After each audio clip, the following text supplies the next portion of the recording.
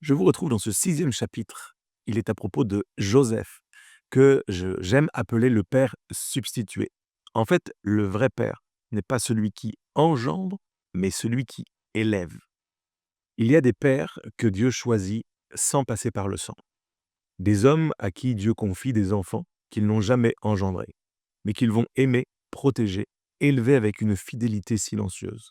Et Joseph, l'époux de Marie, le père terrestre de Jésus, est de cela.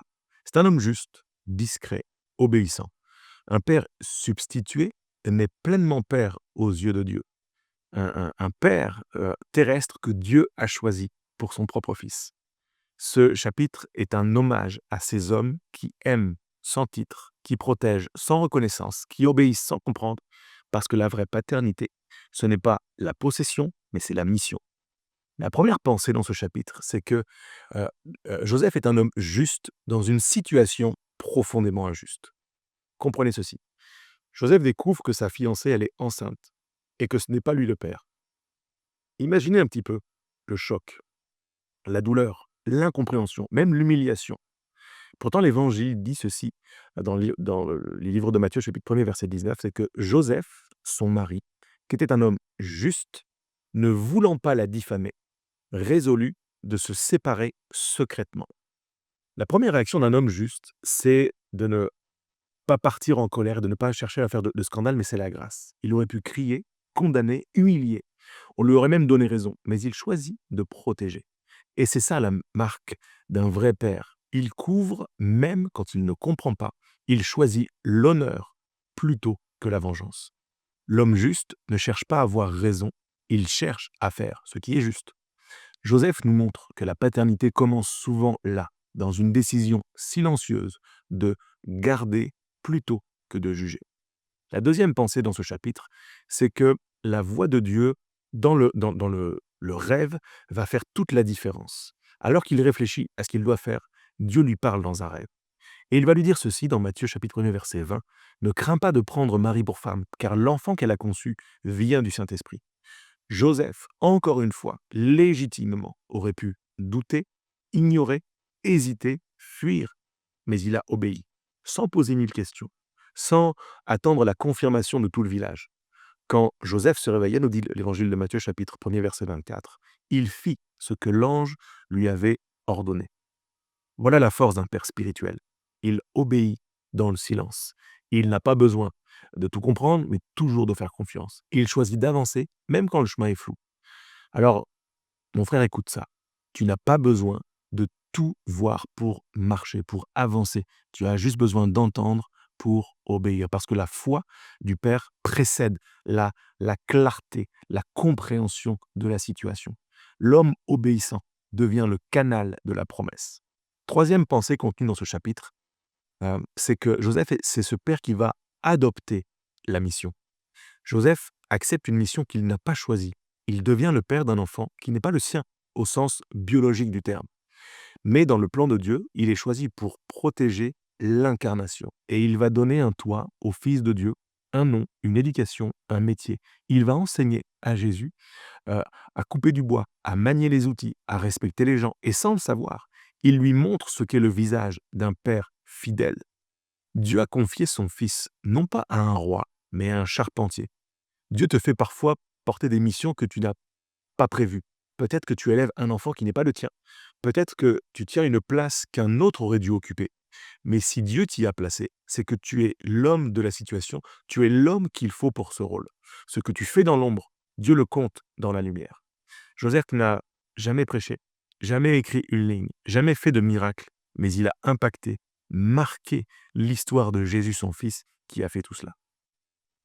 Quatrième pensée de ce chapitre, c'est que Joseph, c'est ce père protecteur. Quand Hérode menace de tuer l'enfant, Joseph discute pas. Et Dieu va lui parler dans un rêve. Il va lui dire, lève-toi, prends l'enfant et sa mère et fuis en Égypte. C'est dans Matthieu chapitre 2, verset 13. Et encore une fois, Joseph va obéir. Et en pleine nuit, sans délai, il se lève, il agit, il protège. Il ne demande pas d'explication, il fait confiance. Et ça, c'est le cœur d'un vrai père. Agir rapidement pour protéger ce que Dieu lui a confié. Dieu t'a confié des vies, des dons, des missions, des enfants. Et parfois, le danger, il est invisible. Ça peut être une atmosphère, une influence, une relation, une tentation, que sais-je. Mais quand ton esprit reste à l'écoute, Dieu te parle aussi. Et c'est ta vigilance qui devient leur sécurité. Le Père protecteur ne dort pas sur sa responsabilité. Joseph, dans le silence de la nuit, devient le gardien du Sauveur. Quelle mission incroyable! Et pourtant, il reste humble, discret et fidèle. La cinquième pensée de ce passage, c'est que Joseph est un père également formateur.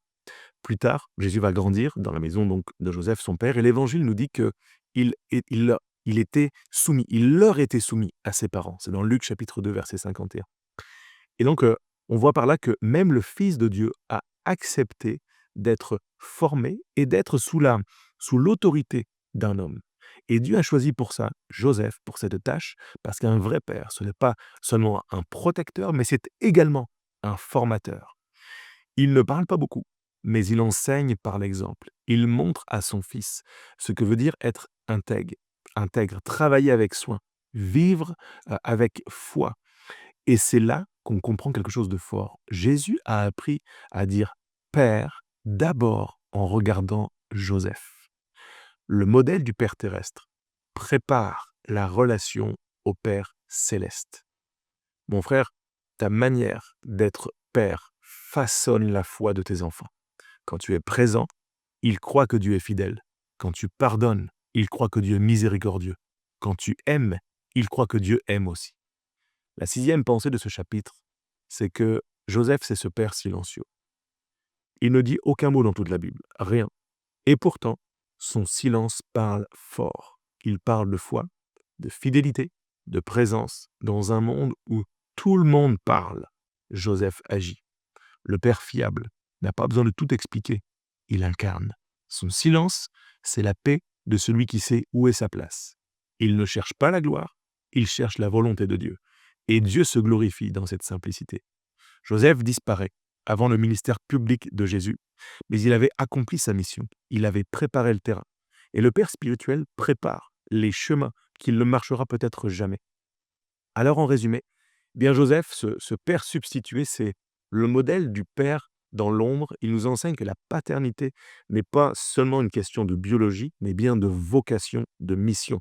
Il protège avant de comprendre, il obéit avant de voir, il reste là, même quand c'est difficile. Il forme par l'exemple, il aime sans chercher la reconnaissance, il accomplit sa mission dans le silence. Parce que Dieu ne cherche pas des pères célèbres, il cherche des pères fidèles.